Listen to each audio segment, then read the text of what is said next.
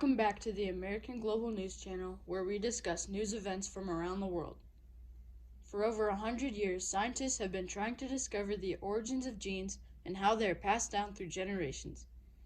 Here we have a story about a Nobel Peace Prize winning geneticist, George Beadle. This scientist discovered biochemical genetics when he showed that genes affect heredity by determining enzyme structure. George Beadle was born in Wauhau, Nebraska in 1903. During high school, George was headed in the agricultural field just like most of his family until one of his teachers pointed out his enthusiasm for science. George attended college at Cornell and the Nebraska College of Agriculture, where he studied under Professor F.D. Keim, who was studying hybrid wheat at the time. Dr. Keim taught astronomy and genetics at the College of Agriculture. He secured Beadle a post as teaching assistant at Cornell University, where he stayed until 1931. For his work at Cornell, Beadle received his Ph.D. degree and a National Research Council Fellowship in California.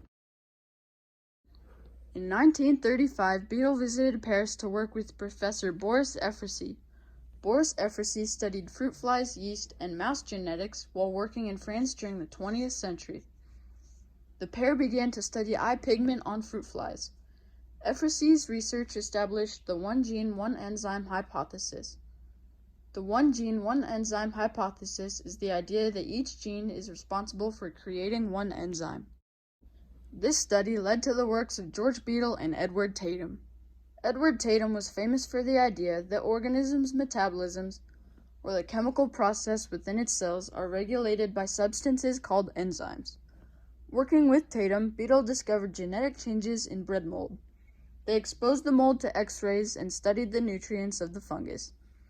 These experiments concluded that each gene determined the structure of an enzyme. The two were presented with the Nobel Prize in 1958. During his career, Beadle has received many honors, and he is a member of several learned societies such as the National Academy of Sciences and the American Association for the Advancement of Science.